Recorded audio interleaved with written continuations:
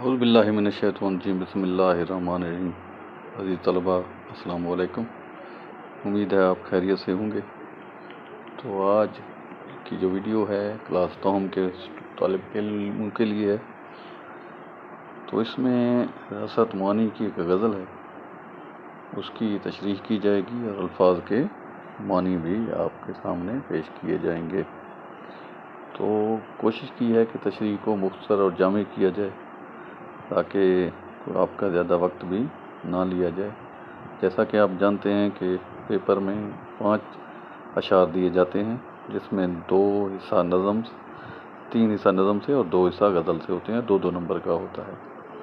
جو غزل کا پہلا جو شعر ہے وہ کچھ اس طرح سے ہے کہ مصیبت بھی راحت فضا ہو گئی، تیری آرزو رہنما ہو گئی۔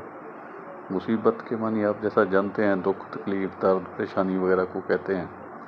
راحت فضا سکون و آرام پیدا کرنے والی، راحت سکون کو کہتے ہیں، فضا مانے اس میں اضافہ کرنے والی، یعنی کسی چیز کو بڑھا دینے والی۔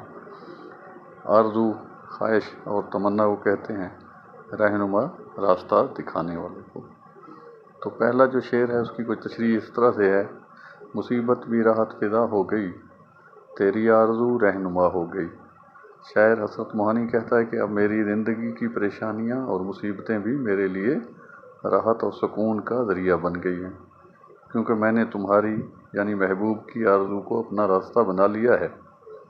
یعنی جب انسان کسی عظیم مقصد یا سچے عشق کا طلبگار ہو جائے تو پھر ہر دکھ اسے خوشی محسوس ہوتی ہے، کیونکہ وہ اسے اپنے محبوب یا منزل کی طرف لے جایا جا رہا ہوتا ہے۔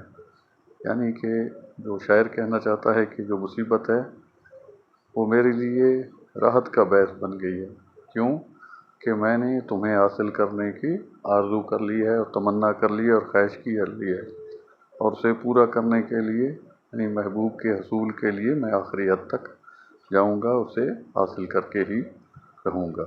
اسی طرح دوسرا شعر ہے، یہ وہ راستہ ہے دیار وفا کا، جہاں باد سرسر باد صبا ہو گئی۔ راستہ کو کہتے ہیں، راہ کو کہتے ہیں، دیار وفا وفاداری کی سرزمین یا وفا کا مقام، دیار گھر کو بھی کہتے ہیں، وفاداری کا گھر وغیرہ، اس طرح بھی اسے کہہ سکتے ہیں۔ باد سرسر تیز طوفانی ہوا، تباہ کن ہوا، یعنی جب آندھی آتی ہے تو ہوا بڑی تیز چلتی ہے، جسے سرسر کی آواز ہوتی ہے۔ باد صبا خوشگوار، نرم اور فرحت بخش ہوا، عموماً صبح کی تازہ ہوا کو بھی باد صبا کا نام دیا جاتا ہے۔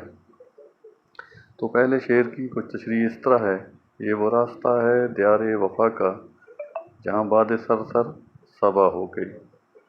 شاعر کہتا ہے کہ یہ جو عشق یا وفا کا راستہ ہے یہ کوئی آسان راہ نہیں ہے۔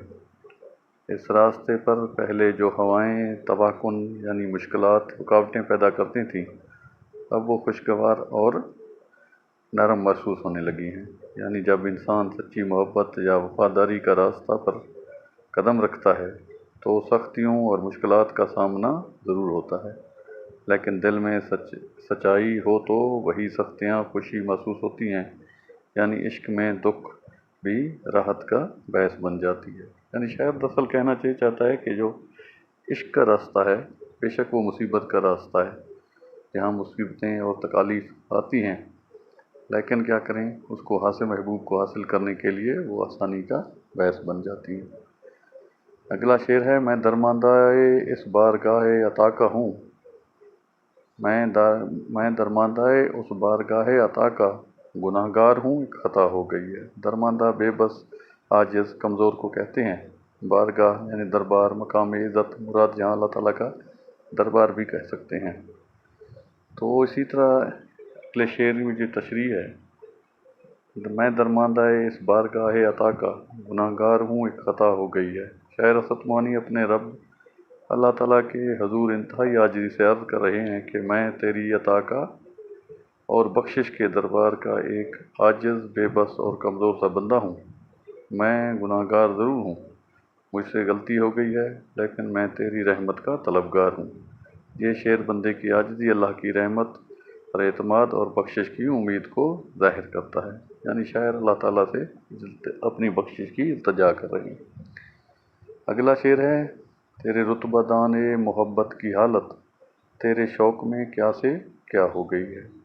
رتبہ دان قدر و منزلت جاننے والا، مقام پہچاننے والا، محبت کی حالت عشق و محبت کی کیفیت، جذبات وغیرہ، شوق چاہت طلب کیا سے کیا ہو گئی، یعنی ایک چھوٹا سا جملہ ہے، اس کے معنی ہے یعنی میں تمہاری محبت سے کیا ہو گیا، یعنی کتنا تبدیل ہو گیا۔ تیری رتبہ دان محبت کی حالت تیرے عشق میں کیا سے کیا ہو گئی۔ شاعر کہتا ہے کہ جو لوگ تیری یعنی خدا کی قدر اور رتبے کو پہچانتے ہیں ان کی محبت کی حالت بے مثال ہوتی ہے۔ وہ تیری چاہت میں اس قدر بدل جاتے ہیں کہ ان کی حالت کیا سے کیا ہو جاتی ہے، یعنی ایک عام انسان سے ولی یا عاشق صادق بن جاتا ہے اور اس کا مقام و رتبہ تبدیل ہو جاتا ہے۔ پہنچ جائیں گے انتہا کو بھی حسرت جب اس راہ کی ابتدا ہو گئی۔ پہنچ جائیں گے یعنی پہنچنا، منزل تک پہنچنا، منزل کا حصول وغیرہ۔ انتہا آخری حد یعنی جہاں انسان منزل ہوتی ہے۔ ابتدا آغاز شروعات کو کہتے ہیں، راستہ کو کہتے ہیں۔ پہنچ جائیں گے انتہا کو بھی حسرت جب اس راہ کی ابتدا ہو گئی۔ یہ مقطع ہے اس غزل کا۔ اسد موانی اور امید انداز میں کہتے ہیں کہ جب ہم نے اس راستے پر قدم رکھ دیا ہے، چاہے وہ عشق کا راستہ ہو یا کسی مقصد کی جستجو کا، تو ایک دن ہم ضرور اس کی انتہا یعنی منزل تک پہنچ جائیں گے۔ شعر اس بات کی علامت ہے کہ سچی نیت، عزم اور مستقل مزاجی کوشش سے انسان اپنی منزل کو حاصل کر لیتا ہے۔ ابتدا کرنے والا کبھی نہ کبھی ضرور کامیاب ہو جاتا ہے۔ یہ ایک غزل تھی جس سے 5 اشعار تھے، اس کی تشریح مختصر میں نے کرنے کی کوشش کی ہے تاکہ آسان الفاظ میں آپ اس کو سمجھ سکیں اور امتحان کی تیاری کرنے کے لیے استعمال کر سکیں۔ یہ انتہائی اہم غزل ہے، اکثر اس امتحان میں اس سے شعر اشعار کی تشریح آ جاتی ہے، تو کوشش کریں ان اشعار کے معنی مطالب کو سمجھنے کی کوشش کریں اور بار بار شعر کو پڑھ کے اس کی تشریح کریں۔ امید ہے آپ پسند کریں گے۔ خدا حافظ۔